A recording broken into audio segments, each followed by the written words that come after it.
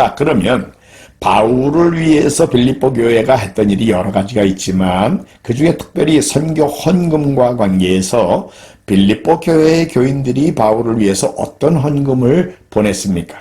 빌립보서 4장 15절에 보면은 빌립보 사람들아 너희도 알거니와 복음의 시초에 내가 마게도냐를 떠날 때에 주고받는 내 일에 참여한 교회가 너희 외에 아무도 없었느니라 그랬습니다. 선교사가 선교지를 향하여 떠날 때에 주고받는 일에 참여했다. 무슨 얘기요?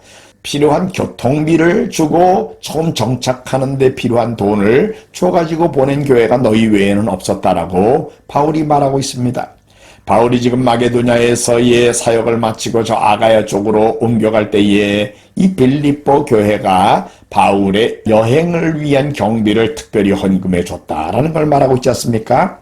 오늘날에도 선교사님들이 선교지로 떠날 때에 선교사님들이 선교지로 가는 데 필요한 교통비, 선교지에 도착해가지고 처음에 집을 얻는 비용, 그리고 거기에 또 행정적으로 처리해야 될 일들, 그리고 또 거기에 정착하려니까 필요한 가재도구들을 조금 구입하는 일, 이런 일들의 재정이 필요합니다. 이런 거를 정착비라 그러지요. 그런데 이런 정착비를 바울을 위해서 줬던 그런 교회가 빌립보 교회 외에는 아무도 없었다 그 말이에요. 선교사가 선교지로 처음 떠나려고 할 때에 정착비를 주는 교회나 개인들은 그 선교사에 대하여 특별한 애정이 있고 특별한 관심과 마음을 가지고 있는 분들입니다. 선교지에 있다가 또 왔다가 다시 선교지로 돌아가는 경우도 있지요. 요한 3서 1장 6절에 보면은 가이오 장로에게 사도 요한이 한 말 중에 복음을 위해 나그네된 자들, 선교사를 가르칩니다. 이들이 그 사역지로 돌아갈 때에 합당하게 전송하라 그런 말을 하고 있어요. 그런데 그 합당하게 전송한다는 말이 무슨 뜻입니까? 요한 3서 1장 6절에 내가 하나님께 합당하게 그들을 전송하면 좋으리로다. 왜요? 7절에 이는 그들이 주의 이름을 위하여 나가서 이방인에게 아무것도 받지 않기 때문이다. 선교지에서 그 선교지 사람들에게 무엇을 받으면서 일하는 사람들이 아닙니다. 아직 선교지에는 그들의 필요를 채워줄 사람들이 있지를 않아요. 그러니까 이렇게 복음을 위해 나그네 된 자들이 우리에게 왔다가 다시 그 선교지로 갈 때에는 합당하게 전송한다. 무슨 얘기요? 필요한 것을 채워서 가지고 가게 도와준다는 거지요. 왜냐하면 그들이 이방인들에게 아무것도 받지 않기 때문에 선교지 사람들에게 받으면서 일하는 사람들이 아니기 때문에 그렇게 하라고 그러지 않습니까? 바로 빌립보 교회는 이런 정착비를 공급해주는 일을 했던 교회인 것을 우리가 알 수 있습니다. 이제 그 다음에 빌립보 교회는 데살로니가에 있을 때에도 너희가 한 번뿐 아니라 두 번이나 나의 쓸 것을 보내었도다 그랬어요. 바울이 데살로니가에 가가지고 한 3주밖에 있지를 않았습니다. 그런데 그동안에 벌써 이 새로 생긴 빌립보 교회가 두 번씩이나 선교비를 보냈다는 겁니다. 그러니까 선교사가 선교지에서 일하는 동안에 꾸준히 후원금을 보내주는 거, 요즘 우리식으로 하면 월정 선교비를 정하고 그것을 꾸준히 공급해 주는 것을 말하는 거지요. 이런 선교비는 오늘날도 모든 선교사님들에게 필요합니다. 그 다음에 또 이제 4장 17절부터 18절에 보면은 빌립보 4장 17절에 내가 선물을 구함이 아니요 오직 너희에게 유익하도록 풍성한 열매를 구함이라. 왜요? 내게는 모든 것이 있고 또 풍부한지라. 에바브로디도 편에 너희가 준 것을 받음으로 내가 풍족하다. 바울이 로마 감옥에 갇혀 있다는 소식을 듣고 빌립보 교회의 교인들의 마음이 무너졌어요. 그 로마 감옥 아주 정말 어려운 곳인데 바울이 거기에 있대. 그러면 우리가 가만히 있으면 되겠어? 뭔가 해야지. 그래, 헌금을 해가지고 바울의 필요를 공급해드리는 일을 하자. 그래가지고 이 빌립보 교회의 교인들이 특별 헌금을 했어요. 그 헌금이 거액이 모아졌습니다. 이 헌금을 보내는데 그때는 은행 시스템이 준비가 안 됐던 때니까 누군가가 직접 가지고 가서 전달을 해줘야 됩니다. 위험한 길입니다. 빌립보로부터 로마까지 가서 또 로마에서 바울을 찾아가지고 이 헌금을 전달하려니까 그래서 가장 신실하고 믿을 만한 젊은이 에바브로디도라는 청년을 통해 가지고 이 특별헌금을 바울에게 보낸 것입니다. 그래서 바울이 이 헌금을 받았다는 거예요.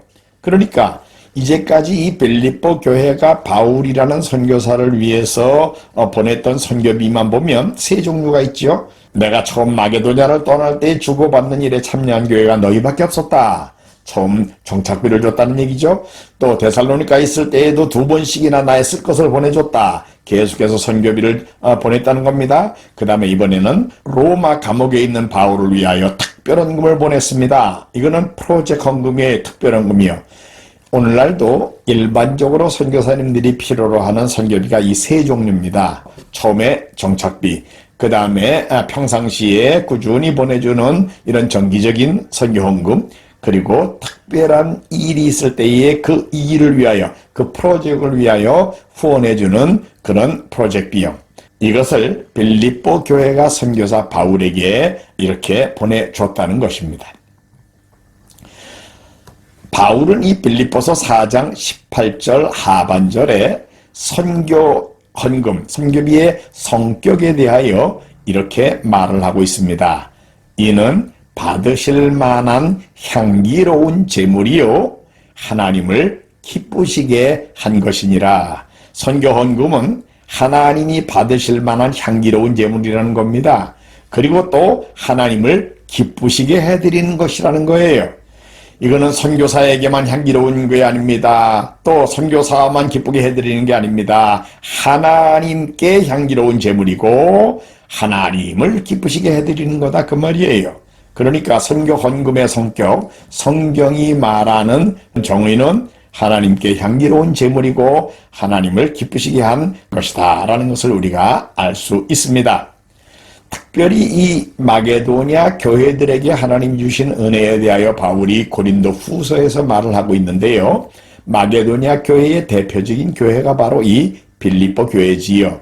성경에 나와 있는 마게도냐 교회는 첫째는 빌립보 교회고 그 다음에는 데살로니가 교회고 그 다음은 베레아 교회입니다. 이 세 교회가 대표적인 교회인데 바울이 이 마게도냐 교회들에 대하여 그 교인들에 대하여 이런 감사의 내용을 말하고 있어요. 그 교회들이 처한 상황은 매우 어려웠습니다. 환난의 많은 시련 가운데 있었다. 그리고 극심한 가난 중에 있었다라고 고린도후서 8장 1절과 2절에 말하고 있어요. 그런데 이렇게 환난의 많은 시련 가운데 있었는데도 교인들의 상태는 넘치는 기쁨을 가지고 있었고 또 이들이 극심한 가난 중에 있음에도 불구하고 이 선교를 위한 헌금에는 풍성한 연보를 넘치게 했다라고 말하고 있습니다. 그러면은 그들이 돈이 많아서 여유가 있어서 이렇게 넘치는 헌금을 했나요? 극심한 가난이라고 그랬잖아요. 그러면은 마게도냐 교인들이 헌금을 할 때 가졌던 태도는 어떤 것이었겠습니까? 여기 고린도후서 8장 3절부터 5절에 보면 이렇게 말하고 있습니다. 내가 증언한다. 내가 분명하게 말할 수 있는데 그 말이죠. 바울이 그들이 힘대로 할 뿐 아니라 힘에 지나도록 했고 자원해서 했다. 예, 힘대로 했어요. 그 힘 정도만 아니라 힘에 지나도록 했어요. 그것도 억지로 누가 시켜서 한 게 아니라 자원해서 했다고 그랬습니다. 그리고 그것도 거드럭대면서 한 게 아니라 4절에 이 은혜와 성도 섬기는 일에 참여함에 대하여 우리에게 간절히 구했다. 우리도 이 일에 참여할 수 있게 좀 허락해 주세요. 이렇게 겸손하게 참여할 수 있기를 허락해 달라 그러면서 이 헌금을 드렸다는 거예요. 그래서 그 내용이 우리가 바라던 정도뿐만 아니라 그들은 먼저 자기 자신들을 하나님 앞에 드리고, 그러니까 물질만 드린 게 아니에요. 자기 자신들이 먼저 하나님 앞에 헌신된 교인들이었다는 겁니다. 그리고 그들의 하는 이 모든 일은 자기네들의 주장대로가 아니라 하나님의 뜻을 따라서 마지막에는 우리에게 주었도다. 여기 우리가 누굽니까? 바로 고린도 후서를 쓰고 있는 바울과 바울의 선교팀을 말하는 것이요. 그러니까 이 고린도 후서 8장 1절부터 5절에 나와 있는 이 헌금은 바로 선교 헌금인 것을 우리가 알 수 있는데, 바울과 바울의 선교팀을 위해서 그들이 하고 있는 이 사역을 위해서 이 마게도냐에 있는 교회들이, 그 대표적인 교회는 역시 빌립보 교회입니다, 이런 헌금을 보냈었다라는 것을 우리가 알 수 있습니다. 자, 이런 헌금을 이렇게 하나님께 드렸을 때에 하나님은 그것을 받으시고 어떻게 하시나요? 바울이 확신이 있어서 빌립보서 4장 19절, 바로 그 다음 절에 이렇게 말합니다. 나의 하나님이 그리스도 예수 안에서 영광 가운데 그 풍성한 대로 그의 His glorious rich, His, 그분의, 하나님의, 그 무한하신 하나님의 풍성한 대로 너희 모든 쓸 것을 채우시리라, 이렇게 말하고 있습니다.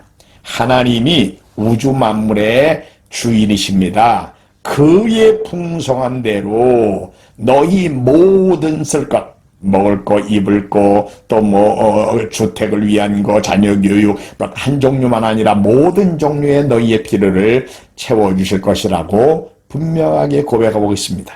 그렇습니다. 순수하게 하나님의 영광과 영혼들의 구원, 하나님 나라 확장을 위하여 선교를 위해 희생적인 헌금을 드리는 성도들에게 하나님께서는 그들의 모든 것을 풍성하게 채워주시는, 바로 그분의 이 부유함 가운데서 채워주신다고 그랬으니까 이건 넘치게 채워주시는 거죠. 간신히 먹고 살 정도만 채워주시는 게 아닙니다. 이렇게 채워주실 것이라고 바울은 확신하고 말하고 있는 것을 우리가 볼 수 있습니다. 이게 성경적입니다. 우리 예수님이 너희는 먼저 그의 나라와 그의 의를 구하라, 그러면 이 모든 것을 너희에게 더하시리라 그러시잖아요. 무엇을 먹을까 무엇을 마실까 염려하지 말라라고 이 의식주에 대한 문제를 이야기하시다가 결론으로 너희는 먼저 그의 나라와 그의 의를 구하라, 그러면 이 모든 걸 너희에게 주신다.